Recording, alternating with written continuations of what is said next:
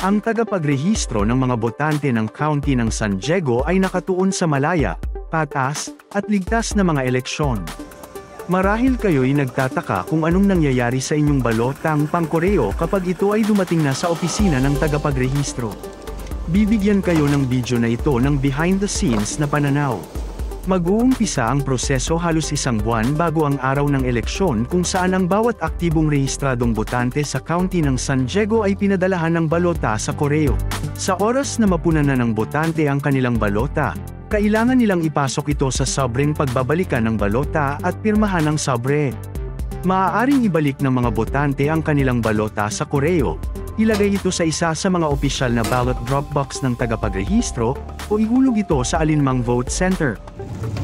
Ang susunod na hakbang sa paglalakbay ng balota ay kapag ang mga manggagawa ng eleksyon, sa pangkat ng 2, ay kukunin ang mga balotang pangkoreo mula sa US Postal Service at opisyal na mga ballot drop box at dadalhin ito sa opisina ng tagapagrehistro.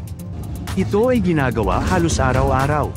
Kapag nasa opisina na ng tagapagrehistro, ang mga balota ay dadalhin sa kwartong ito at ipoproseso gamit ang isang industrial mail sorter na pinepetsahan at nilalagyan ng timestamp ang bawat sobre. Kinukumpara rin ng sorter ang barcode sa sobre na may datos mula sa database ng rehistrasyon ng botante at kumukuha ng imahe ng pirma ng botante sa sobre. Mananatili ang mga balota sa ligtas na kwartong ito hanggang sa maberipika ang pirma ng botante. Sunod, kailangang beripikahin ang pirma ng botante. Para gawin ito, ikukumpara ng mga manggagawa ng eleksyon ang pirma sa sobreng pagbabalikan ng balota sa pirma ng rehistrasyon ng botante na nasa file. Kung ang pirma ng botante ay nawawala o hindi katulad ng pirma ng botante sa kanilang pinakabagong rehistrasyon ng botante, ang sobre ay mananatiling nakasara, at ang botante ay kukontakin upang resolbahin ang issue. Sa oras na maberipika ang pirma, ang mga sobreng pagbabalikan ng balota ay idadaan muli sa sorting machine sa pangalawang pagkakataon. Sa pagkakataong ito, upang buksan ang mga sobre, ang mga ito ay binubukod ayon sa jurisdiksyon at inoorganisa sa mga pulutong na naglalaman ng 100 hanggang 200 mga sobre. Ang mga sobreng pagbabalikan ng balota ay ipapadala sa kwarto ng ballot extraction. Maingat na inaalis ng mga manggagawa ng eleksyon ang mga balota mula sa sobre nito, mano-mano o gamit ang high-speed envelope extractor. Sinusuri nila ang bawat balota para sa anumang pinsala, kasama ang mga punit o mantsa. Sa panahon ng proseso ng pagkuha, ang inyong balota ay nananatiling kumpidensyal. Ang panig ng impormasyon ng botante sa sobre ay hindi nakikita kailanman sa panahon ng pagkuha at nananatiling sikreto ang inyong balota. Ang mga walang laman na sobreng pagbabalikan ng balota ay ipapadala sa isang ligtas na kwarto upang iimbak. Ang mga balota ay ilalagay sa mga karton at ligtas na ililipat sa ballot tabulation room kung saan ang mga ito ay bibilangin. Kung ang balota ay may pinsala, kailangan itong duplikahin bago ito ipadala sa proseso ng pagtatabula. Ang mga balota ay dinuduplika ng pangkat ng 2. Isang manggagawa ng eleksyon ang nagpapahayag ng contest habang ang isa naman ay minamarkahan ito. Pagkatapos ay nagpapalit sila ng pwesto upang beripikahin ang kanilang ginawa bago i-print ang dinuplikang balota. Ilalagda nila ang kanilang pangalan at maglalagay ng numeric code sa balota, nang sa gayon, kung kailangan isang guni ang balota, ang orihinal na balota ng botante ay maaaring ikumpara sa dinuplikang balota. Ang ballot tabulation room ang huling hakbang ng proseso. Ito ay kung saan ang inyong balota ay binibilang.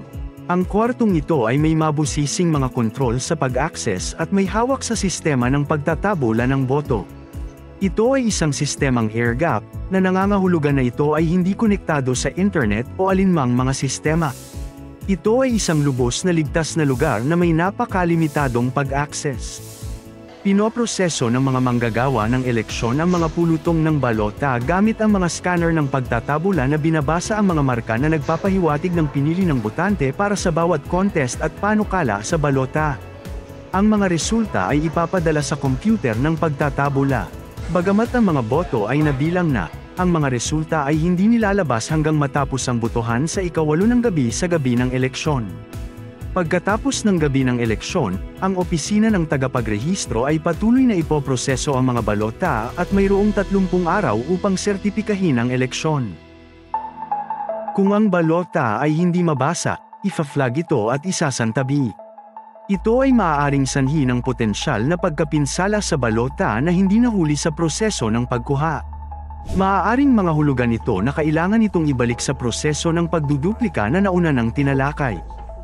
Mayroon ding posibilidad na ang mga scanner ay hindi nabasa ng tumpak ang intensyon ng botante, kaya ang mga balota ay pinadala sa isang grupo ng mga manggagawa ng balota para sa paghatol.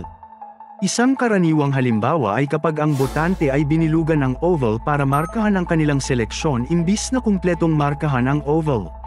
Kung ang botante ay nagmarka ng masyadong marami o kung may nilaan na isinusulat lamang na kandidato, isang imahe ng balota ang ipapadala sa elektronikong paraan sa mga manggagawa ng eleksyon. Ire-review ng mga manggagawang ito ang balota upang siguraduhin na ito ay mabibilang alinsunod sa intensyon ng botante. Ito ay ginagawa sa pamamagitan ng pagsunod sa Uniform Vote Counting Standards ng kalihim ng estado. Ang mga resulta mula sa bawat scanner ay ipapadala sa server ng pagtatabula ng balota gamit ang isang nakahiwalay na ligtas na network na walang koneksyon sa alinmang network o sa internet. Ang mga resulta ay ipiprint at itatabi sa isang external na USB drive para sa pag-upload sa website ng tagapagrehistro ng mga botante at pag-uulat sa kalihim ng estado. Ang USB drive ay nililinis at fino-format matapos ang bawat pag-upload bilang isang hakbanging pangkaligtasan. Kapag nabilang na, ang mga balota ay ilalagay sa ligtas na kwarto ng imbakan ng tagapagrehistro. Ayon sa batas, ang mga ito ay maaari lamang ma-access muli para sa muling pagbilang o sa utos ng korte. Para sa karagdagang impormasyon sa pagboto at proseso ng eleksyon, mangyaring bisitahin ang sdvote.com.